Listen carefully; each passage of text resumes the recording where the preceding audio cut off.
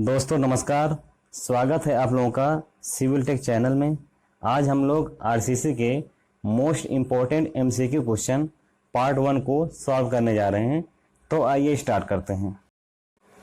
पहला क्वेश्चन दिया हुआ है, an RCC beam of 6 metre span is कितना है 30 centimetre wides and has a lever arm of 55 centimetre if it's carries a UDL of 12 ton per metre and allowable shear stress is 5 kg per centimetre square the beam.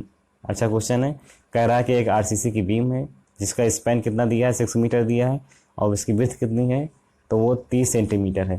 कह रहा है liver arm जो है वो 55 centimetre दिया हुआ है और इस पर जो लोड काम कर रहा है वो यूडीएल है और कितना है 12 टन पर मीटर है। अलाउेबल शेयर स्ट्रेस जो दिया है कितना दिया है आपका 5 kg पर सेंटीमीटर स्क्वायर दिया है। तो बीम की कंडीशन पूछ रहा है कि बीम की कंडीशन कैसी है। ए ऑप्शन दिया है आपका is safe in the shear, shear में क्या सुरक्षित है। बी आपका दिया है कि in the safe with the stirrups, stirrup के साथ सुरक्षित है। सी आपका दिया है कि is the safe with the stirrups and incline bar और डी आपका दिया है needs the revision of the section. तो आपका करेक्ट आंसर डी हो जाएगा, needs the revision of the section. मतलब क्या है, सेक्शन को रिवाइज कराने की आवश्यकता है। तो यहाँ पर आंसर आपका डी वाला करेक्ट हो जाएगा। अगला क्वेश्चन दिया है, कह रहा है according to the IS 456 the slab which span in the two direction with the corner held down. क्या कह रहा है, अकॉर्डिंग टू द IS 456 के अनुसार क्या दिया है, जो स्लैब है विच स्पैन, जिसकी स्पैन क्या है 2 डायरेक्शन में है और विथ कॉर्नर हेल्ड डाउन, यानी उसके कॉर्नर क्या है हेल्ड डाउन है, are assume to be divided in the each direction into the middle strips and the ईज्ड strips such that the width of the middle strips is. तो middle strips की जो with है वो कितनी रखी जाती है।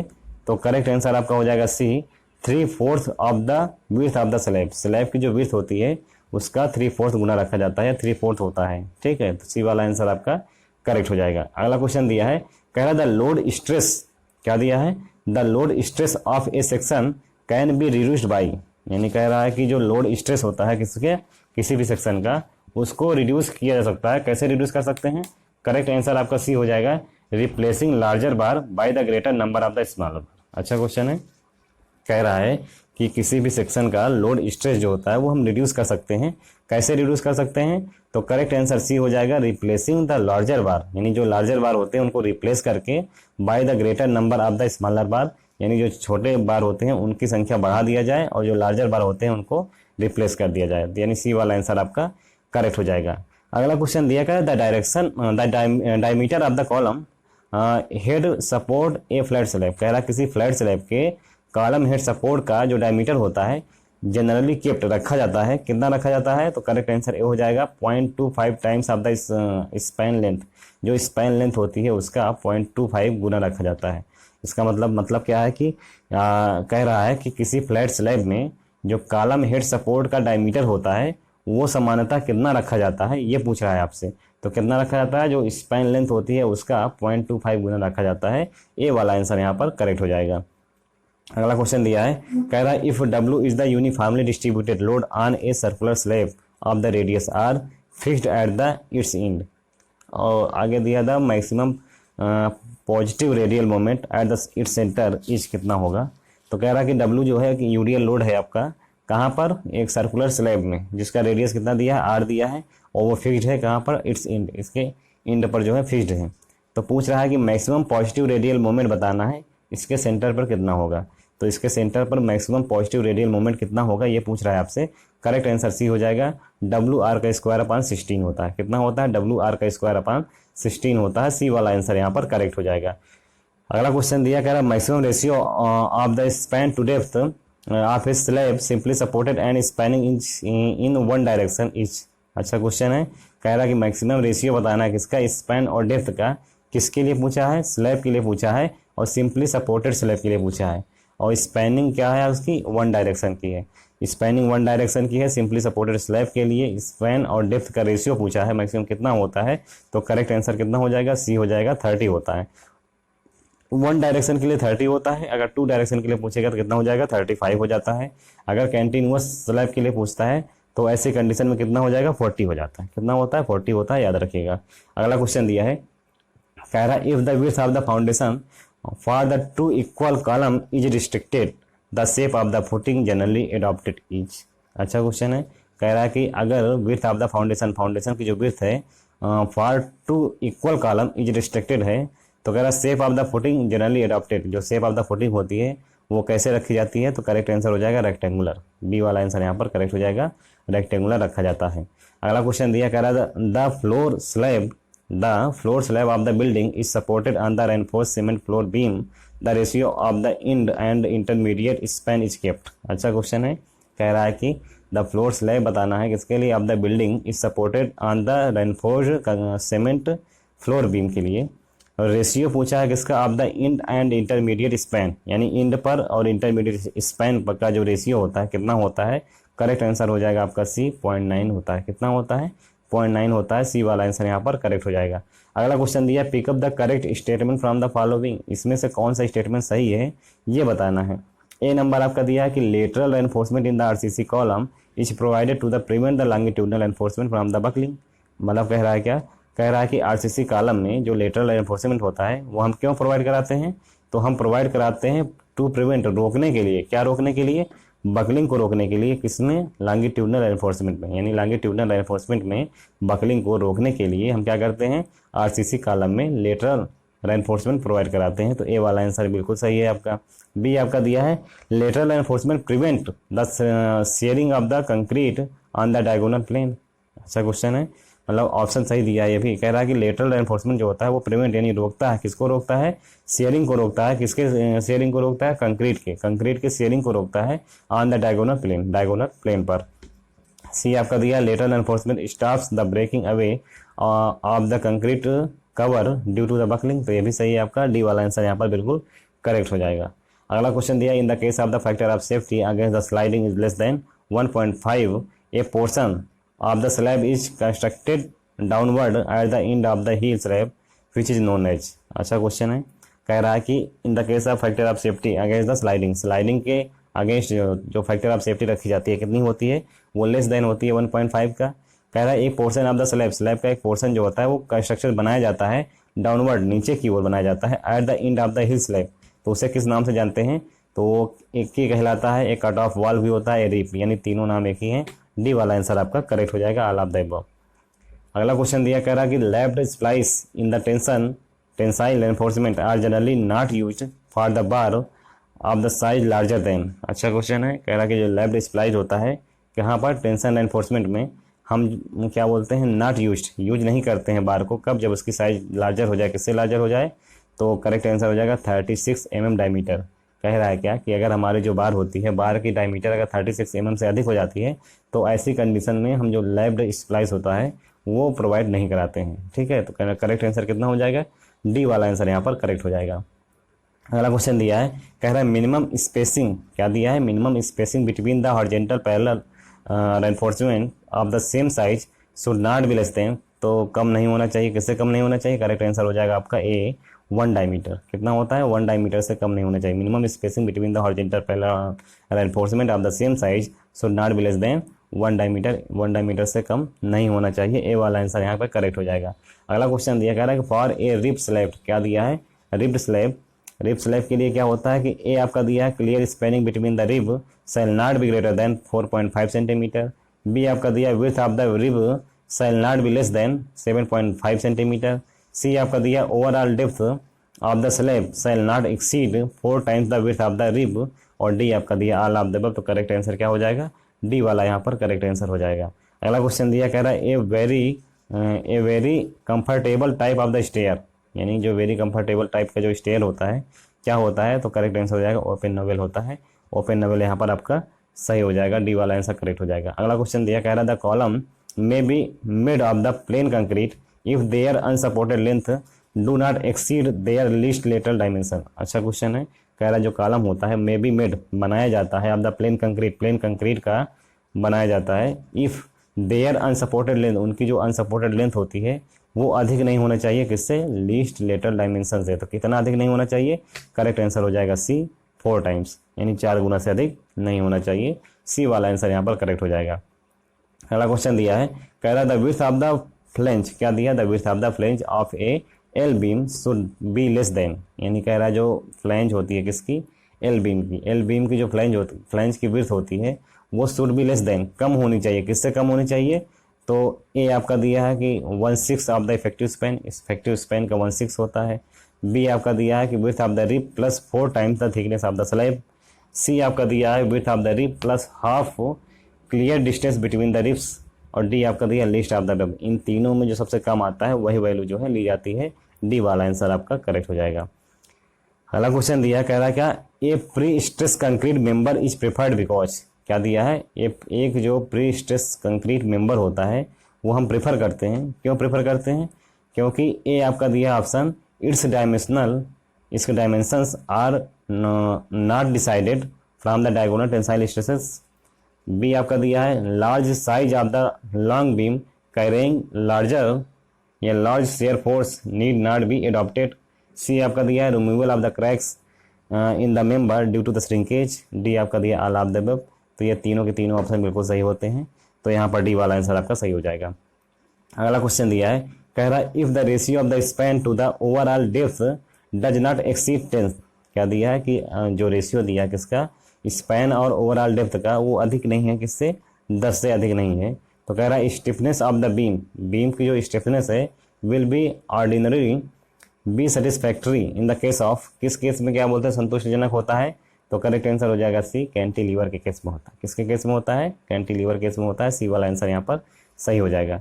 अगला क्वेश्चन दिया कह रहा है एक पाइल है जिसकी लेंथ एल दिया है carrying a uniformly distributed load. उस पर क्या है? डिस्ट्रीब्यूटेड लोड लगा हुआ है, यूरियल लोड लगा हुआ है जो कि डब्लू है। डब्लू पर मीटर लेंथ पर है। Is suspended at 2 point, 2 point पर लगा है। Maximum bending moment at the centre, centre पर जो मैक्सिमम बेंडिंग मोमेंट होगा किसके? ऑफ द पाइल के। Or at the point of suspension is कितना होगा? तो कह रहा है कि सेंटर पर मैक्सिमम बेंडिंग मोमेंट कितना होगा? तो करेक्ट आंसर आपका सी हो जाएगा। डब्ल्यू एल का स्क्वायर अपन 47 होता है। कितना होता है? डब्ल्यू एल का स्क्वायर अपन 47 होता है। सी वाला आंसर यहाँ पर करेक्ट हो जाएगा। अगला क्वेश्चन दिया कह रहा है if P is the net upward pressure on a square footing of side B दिया है। कह रहा है क्या कि जो पी है, पी क्या है आपका? स्क्वायर फुटिंग का नेट अपवर्ड प्रेशर है। स्क्वायर फुटिंग पर नेट अपवर्ड प्रेशर क्या है? पी है। और फुटिंग इसका साइड कितना दिया है? साइड जो है बी है for the square column, square column का आप साइड क्या है? ए है। और फुटिंग का साइड क्या है? बी आपका दिया है। कह रहा है कि द मैक्सिमम बेंडिंग मोमेंट बताना है is given by. Maximum bending moment कितना रखा जाता है? तो ये फार्मूला होता है। करेक्ट आंसर सी हो जाएगा। मैक्सिमम बेंडिंग मोमेंट बराबर क्या हो जाएगा? पी बी कोष्टक में बी माइनस ए का स्क्वायर बाई 8 हो जाएगा। कितना हो जाएगा? पी बी कोष्टक में बी माइनस ए का स्क्वायर अपान 8 में हो जाएगा। सी वाला आंसर यहाँ पर बिल्कुल सही हो जाएगा। अगला क्वेश्चन दिया है to ensure uniform pressure distribution the thickness of the foundation. यानी कह रहा है क्या कि यूनिफॉर्म प्रेशर डिस्ट्रीब्यूशन के लिए जो थिकनेस ऑफ फाउंडेशन होता है वो कितना रखा जाता है? तो करेक्ट आंसर हो जाएगा सी, डिक्रीज कर जाता है ग्रेजुअली टुवर्ड द ईस्ट। यानी क्या होता है? किनारे की ओर से लगातार क्या होता है? ग्रेजुअली धीरे धीरे डिक्रीज कर जाता है। सी वाला आंसर यहाँ पर बिल्कुल करेक्ट हो जाएगा। अगला क्वेश्चन दिया कह रहा है according to the load factor method the permissible load W on a short column reinforced with the longitudinal bar and lateral strips is। अच्छा क्वेश्चन है। कह रहा है कि लोड फैक्टर मेथड के अनुसार जो परमिजिबल लोड W है ऑन ए शॉर्ट कॉलम, किसी शॉर्ट कॉलम पर रेनफोर्स विद द लॉन्गिट्यूडनल बार और लेटरल स्ट्रिप्स इस कितना होता है? तो करेक्ट आंसर हो जाएगा C, stress in the concrete में stress into area of the concrete plus stress in the steel and area of the steel होता है। ठीक है, क्या होता है आपका? Stress in the concrete into area of the concrete और plus stress in the steel into area of the steel होता है। सी वाला आंसर बिल्कुल करेक्ट हो जाएगा। अगला क्वेश्चन दिया है कह रहा क्या कि इफ P1 और P2 क्या है? Are mutual perpendicular principal stresses हैं acting on a soil mass, किसी सॉइल मास पर कार्य कर रहे हैं। कह रहा है कि normal stress on any plane inclined at angle कितना दिया? थीटा दिया हुआ है to the principal plane carrying the principal stresses P1 is. कह रहा है कि principal plane carrying to the principal stresses P1 is कितना हो जाएगा? करेक्ट आंसर सी हो जाएगा। P1 प्लस P2 बाई 2 और प्लस क्या होता है? P1 minus P2 by 2 cos 2 theta होता है। सी वाला आंसर बिल्कुल आपका करेक्ट हो जाएगा। अगला क्वेश्चन दिया है कह रहा है कि maximum permissible size of the aggregate, क्या दिया है? Maximum permissible size of the aggregate to be used in the casting the rib of the slab is कितना होता है? तो करेक्ट आंसर हो जाएगा सी, 10 mm होता है। फिर से क्वेश्चन देखिए, कह रहा है maximum permissible size of the aggregate पूछा है आपसे, to be use in the casting rib of the slab, किसी भी स्लैब की रिब की कास्टिंग करते समय जो maximum permeable size of the aggregate होता है वो कितना रखा जाता है, तो करेक्ट आंसर हो जाएगा सी, 10 mm रखा जाता है। सी वाला आंसर यहाँ पे करेक्ट हो जाएगा। अगला क्वेश्चन दिया है, कह रहा pick up the incorrect statement from the following, tensile reinforcement bar of a rectangular beam, किसी भी रेक्टेंगुलर बीम का जो टेंसाइल रेनफोर्समेंट बार होता है उसके लिए इसमें से कौन सा स्टेटमेंट ऐसा है जो गलत दिया है। ठीक है, ये पूछ रहा है आपसे। ए आपका दिया है कि are contained if not required to the resist bending moment, तो ये बिल्कुल सही है आपका। बी आपका दिया है are bent up at the suitable place to serve as a shear enforcement. C आपका दिया है are bent down at the suitable place to serve as the shear enforcement. और डी आपका दिया are maintained at the bottom to provide at the least local bond stresses. तो यहाँ पर सी वाला आंसर आपका इनकरेक्ट है, यानी टेंसाइल एनफोर्समेंट बार किसके लिए, रेक्टेंगुलर बीम के लिए जो स्टेटमेंट दिए गए हैं यहाँ पर सी वाला स्टेटमेंट आपका वो गलत है।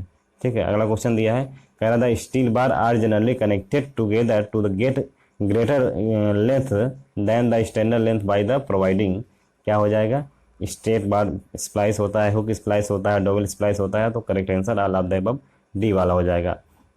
अगला क्वेश्चन दिया, कह रहा था minimum thickness of the cover at the end of a reinforcing bar should not be less than twice the diameter of the bar subjected to the minimum of, कितना मिनिमम होता है, करेक्ट आंसर हो जाएगा 25 mm होता है। D वाला answer बिल्कुल correct हो जाएगा।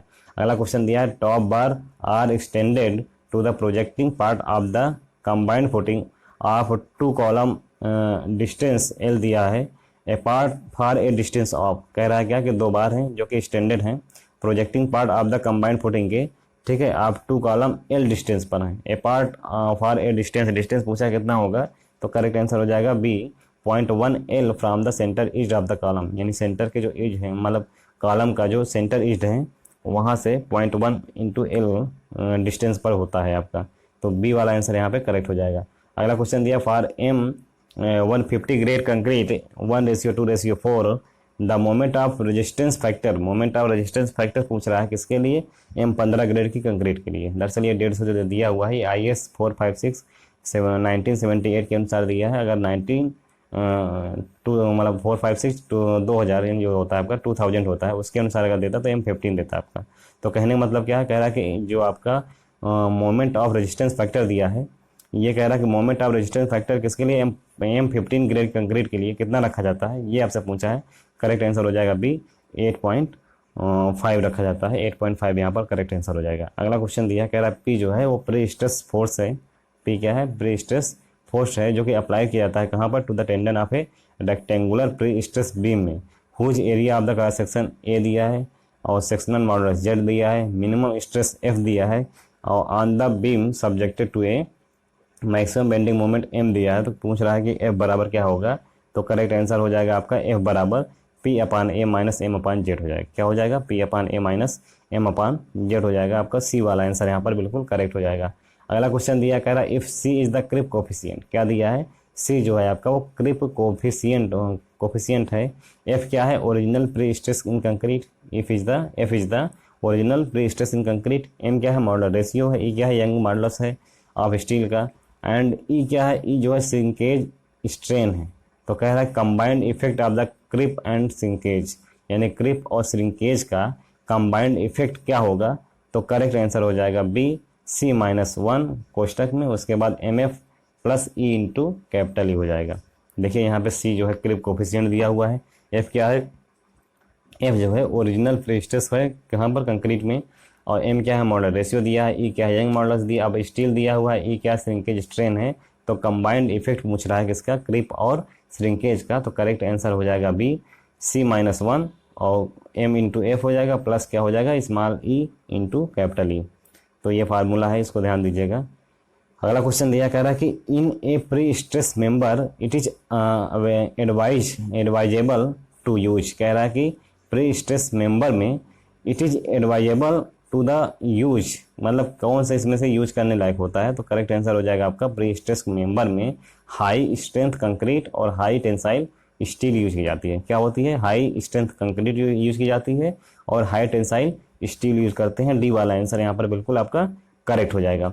अगला क्वेश्चन दिया, कह रहा है कि an RCC lintel is spanning of the opening of 2 metre span in a brick wall, the height of the roof is 2.9 metre above the floor level and that of the opening is 2.1 meter above the floor level. The lintel is to be designed for self weight plus, यानी क्या कह रहा है, कह रहा है कि RCC का लिंटल है, ठीक है, जिसमें स्पैनिंग दी है 2 मीटर का और हाइट ऑफ द रूफ कितना है 2.9 मीटर का है एबव द फ्लोर लेवल से, और कह रहा है ओपनिंग कितना है 2.1 मीटर है एबव द फ्लोर लेवल से। अगला कह रहा है कि जो लिंटल है हम उसको डिजाइन करेंगे for self weight, self weight के लिए डिजाइन करेंगे, प्लस उसके साथ में और कौन सा लोड लिया जाएगा यहाँ पर, तो करेक्ट आंसर सी हो जाएगा, यूडीएल ऑफ द वॉल का यूडीएल लोड लिया जाएगा। उसके बाद क्या होगा, लोड फ्रॉम द रूफ, यानी जो रूफ से लोड आ रहा है वो भी इंक्लूड होगा। कहने का मतलब यह है कि जब लिंटर की हम डिजाइन करेंगे तो उसमें जो लोड टोटल लोड लिया जाएगा वो कितना होगा, सेल्फ वेट लिया जाएगा किसका, लिंटर का। उसके बाद क्या होगा, यूडीएल ऑफ द वॉल का जो यूडीएल लोड आएगा उसको लिया जाएगा। उसके बाद क्या होगा, लोड फ्रॉम द रूफ, यानी रूफ से जो लोड आ रहा होगा वो भी इंक्लूड किया जाएगा, यानी सी वाला आंसर आपका बिल्कुल करेक्ट हो जाएगा। अगला क्वेश्चन दिया, कह रहा था minimum clear cover for RCC column, RCC column के लिए जो मिनिमम क्लियर कवर होता है कितना लिया जाता है, तो करेक्ट आंसर सी हो जाएगा, ग्रेटर ऑफ 25 mm और डायमीटर। क्या कह रहा है कि 25 mm या डायमीटर इन दोनों में जो अधिक होता है वो लिया जाता है आपका मिनिमम क्लियर कवर, ठीक है। मिनिमम क्लियर कवर जो है किसके लिए, आरसीसी कॉलम के लिए। अगला दिया हुआ है, कह रहा है कि मिनिमम थिकनेस बताना है, the minimum thickness of A flat slab, जो फ्लैट स्लैब होता है उसकी जो मिनिमम थिकनेस होती है कितनी ली जाती है, तो ए ऑप्शन दिया है कि L/32 होता है from the end panel without drop, बिना ड्रॉप के इंड पैनल पर क्या होता है, L/32 होता है। बी आपका दिया है कि L/36 होता है from the end panel without drop, और सी आपका दिया है L/36 होता है for the interior panel without drop, और डी दिया ऑल ऑफ द अबव। तो करेक्ट आंसर क्या हो जाएगा, ऑल ऑफ द अबव यहाँ पर करेक्ट आंसर हो जाएगा। अगला क्वेश्चन दिया, कह रहा है क्या, the design of the heel slab of a retaining wall is based on the maximum bending moment due to, कह रहा है क्या कि design of the heel slab की जो हम डिजाइन करते हैं किसके लिए, रिटेनिंग वॉल के लिए, जो कि बेस्ड होता है किस पे बेस्ड होता है, तो मैक्सिमम बेंडिंग मोमेंट पर बेस्ड होता है। तो इज ड्यू टू किसके कारण होता है, करेक्ट आंसर आपका हो जाएगा ऑप्शन पहले देखते हैं, ए दिया है इट्स ऑन वेट, इसके खुद के वेट के कारण होता है। बी आपका दिया weight of the soil above it, जो इस सॉइल होती है उसके ऊपर जो लोड लग रहा होता है उसके कारण होता है। सी आपका दिया load of the surcharge if any, कोई अगर सरचार्ज लोड दिया है तो उसके कारण होता है। डी दिया ऑल ऑफ द अबव। तो ये तीनों जो होते हैं बिल्कुल सही हैं, तीनों के कारण हो सकता है। अगला क्वेश्चन देखते हैं, कह रहा है an RCC beam of 25 centimetre width of a clear span of 5 metre and carries a UDL of 2000 kg per metre includes of its self weight if the lever arm of the section is 45 centimetre the beam is, मतलब यह question कह रहा है कि एक RCC की beam है जिसका विड्थ दिया है कितना है 25 सेंटीमीटर है, स्पैन दिया है, क्लियर स्पैन दिया कितना है 5 मीटर दिया है, और उस पर यूडीएल लोड लग रहा है, और लोड कितना लग रहा है, तो 2000 kg पर मीटर है, जो कि सेल्फ वेट भी इसमें क्या है इंक्लूड है। कह रहा है कि लीवर आर्म जो ऑफ द सेक्शन का जो लीवर आर्म है वो 45 सेंटीमीटर है। तो पूछ आपसे रहा कि बीम की कंडीशन कैसी होगी, तो बीम की कंडीशन कैसी है, तो इसको सॉल्व करेंगे तो करेक्ट आंसर हो जाएगा A, solve safe in the shear, shear में क्या है सेफ है, तो ए वाला आंसर बिल्कुल करेक्ट हो जाएगा। अगला क्वेश्चन दिया, कह रहा था neutral axis of A T beam exist, यानी टी बीम की जो न्यूट्रल एक्सिस होती है वो कहाँ पर एग्जिस्ट करती है। ए आपका ऑप्शन दिया है within the flange, B दिया है at the bottom east of the slab, और सी आपका दिया है बिलो द स्लैब, और डी दिया ऑल ऑफ द अबव। तो ये तीनों पर जो है एग्जिस्ट कर सकती है, इसलिए डी वाला आंसर आपका करेक्ट हो जाएगा। अगला क्वेश्चन दिया, कह रहा है a pre cast pile generally used, जो प्री कास्ट पाइल होती है वो समानता हम यूज करते हैं, किस प्रकार से यूज करते हैं, तो डी आंसर करेक्ट हो जाएगा, square with the corner chamfered, ठीक है, square with the corner chamfered के रूप में हम यूज करते हैं, डी वाला आपका आंसर यहाँ पे करेक्ट हो जाएगा।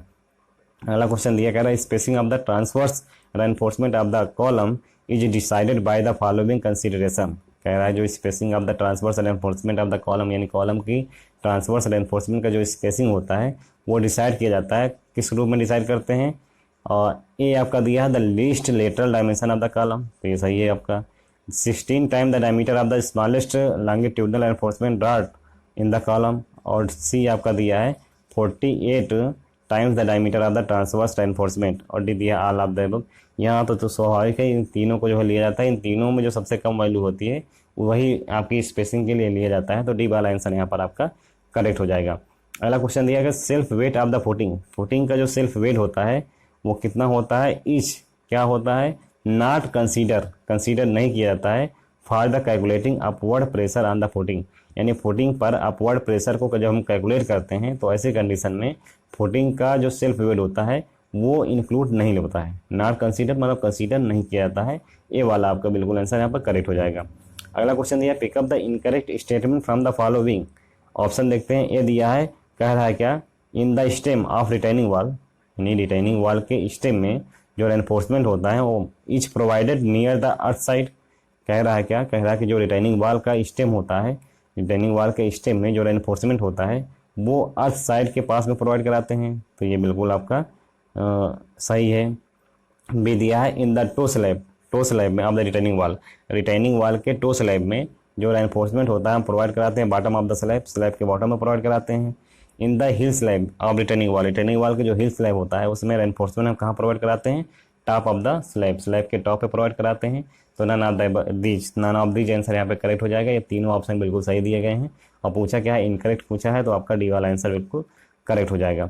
अगला क्वेश्चन दिया, कह रहा है if the bearing capacity of the soil is 10 ton per centimetre square, कह रहा है जो बेयरिंग कैपेसिटी ऑफ सॉइल है वो कितना दिया है, 10 टन पर सेंटीमीटर स्क्वायर है, and projection of the plain concrete footing from the wall is a centimetre, तो पूछ क्या रहा है, depth D of the footing. अच्छा क्वेश्चन है, कह रहा है कि बेयरिंग कैपेसिटी किसकी, सॉइल की 10 टन पर सेंटीमीटर स्क्वायर दिया गया है, जो projection of plane concrete footing का है फ्रॉम द वॉल से वो ए सेंटीमीटर है, और डेप्थ डी है, तो डी का और ए के साथ रिलेशन क्या होगा ये पूछा है आपसे, तो करेक्ट आंसर क्या हो जाएगा, बी हो जाएगा। डी बराबर होता है 0.775 इंटू ए हो जाएगा, तो बी वाला आंसर यहाँ पे आपका करेक्ट हो जाएगा। अगला क्वेश्चन दिया, कह रहा है आफ्टर प्री स्ट्रेसिंग प्रोसेस, क्या दिया है, after prestressing process is completed a loss of stress is due to, कह रहा है क्या, कह रहा है कि प्री स्ट्रेस प्रोसेस के बाद, यानी क्या कह रहा है कि pre stress process is completed, यानी प्री स्ट्रेस का जो प्रोसेस होता है वो कंप्लीट होने के बाद ए लॉस ऑफ स्ट्रेस, जो लॉस ऑफ स्ट्रेस होता है इज ड्यू टू, किसके कारण होता है, तो ए आपका दिया श्रिंकेज ऑफ कंक्रीट, बी आपका दिया इलास्टिक शॉर्टेनिंग ऑफ द कंक्रीट, और सी आपका दिया क्रीप ऑफ कंक्रीट, और डी दिया ऑल ऑफ द अबव। तो ये तीनों के तीनों क्या होते हैं, ये stress of loss of stress होते हैं, किसके, प्री स्ट्रेस कंक्रीट के, तो करेक्ट आंसर डी वाला हो जाएगा आपका।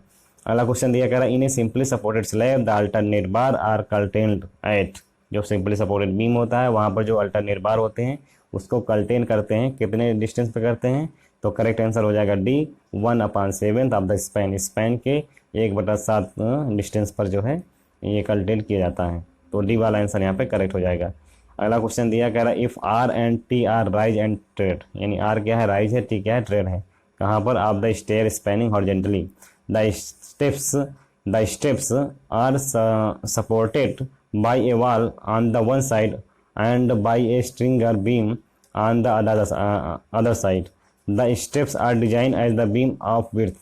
अच्छा क्वेश्चन है, कह रहा है आर जो है आपका राइज है, टी क्या है, टी जो है ट्रेड है, किसकी, किसी भी स्टेयर स्पैनिंग हॉरिजॉन्टल, यानी स्टेयर में दिया हुआ है, कह रहा है जो स्टेप्स होते हैं are supported by a wall on the one side, एक साइड में क्या है, वॉल पर सपोर्टेड है, और दूसरे साइड पे क्या है, स्ट्रिंगर पर सपोर्टेड है, तो कह रहा है स्टेप्स जो हम डिजाइन करते हैं एज अ बीम के रूप में, तो उसकी विड्थ कितनी रखी जाती है, तो करेक्ट आंसर आपका सी हो जाएगा, अंडर रूट में आर का स्क्वायर प्लस टी का स्क्वायर होता है, तो सी वाला आंसर यहाँ पे बिल्कुल सही हो जाएगा। अगला क्वेश्चन दिया, कह रहा है इफ P1 और P2 क्या है, effective lateral loading at the bottom and top exerted by a level are subjected to the super load on the vertical face of the height h of the retaining wall, the horizontal pressure P per unit length of the wall, तो यानी पूछ रहा है आपसे horizontal pressure P कितना होगा पर unit length of the wall का। दिया क्या है, P1 और P2 दिए गए हैं जो कि इफेक्टिव लेटरल लोडिंग है, कहाँ पर, बॉटम पर और टॉप पर, ठीक है। कह रहा है कि exerted by a lateral earth subjected to the super load on the vertical face of the height कितना दिया है, h दिया है, किसका, रिटेनिंग वॉल का। तो पूछ रहा है कि हॉरिजॉन्टल प्रेशर P जो है वो पर unit length of the wall, यानी वॉल के पर यूनिट लेंथ पर जो हॉरिजॉन्टल प्रेशर होता है वो कितना रखा जाता है, तो करेक्ट आंसर हो जाएगा सी, P1 प्लस P2 अपान 2 इंटू एच होता है। कितना होता है? P1 प्लस P2 अपान 2 इंटू एच होता है। सी वाला आंसर यहाँ पर करेक्ट हो जाएगा। अगला क्वेश्चन दिया गया है in the zone of RCC beam के जोन में where shear stress is less than 5 kg per centimetre square, जहाँ पर क्या होता है शेयर स्ट्रेस जो है 5 kg पर सेंटीमीटर स्क्वायर से कम होता है, तो कह रहा है कि nominal reinforcement is provided at the pitch of, जो नॉमिनल रेनफोर्समेंट होता है हम प्रोवाइड कराते हैं एट द पिच, कितने पिच पर प्रोवाइड कराते हैं? तो करेक्ट आंसर सी हो जाएगा, lever arm of the section, यानी सेक्शन के लीवर आर्म पर हम प्रोवाइड कराते हैं। सी वाला आंसर बिल्कुल करेक्ट हो जाएगा। अगला क्वेश्चन दिया कह रहा है द ट्रांसवर्स रेनफोर्समेंट, क्या दिया है? The transverse reinforcement provide at the right angle to the main reinforcement, main reinforcement के राइट एंगल पर जो ट्रांसवर्स रेनफोर्समेंट प्रोवाइड कराया जाता है क्या होता है उसमें? डिस्ट्रीब्यूट द लोड, वो लोड को डिस्ट्रीब्यूट करता है।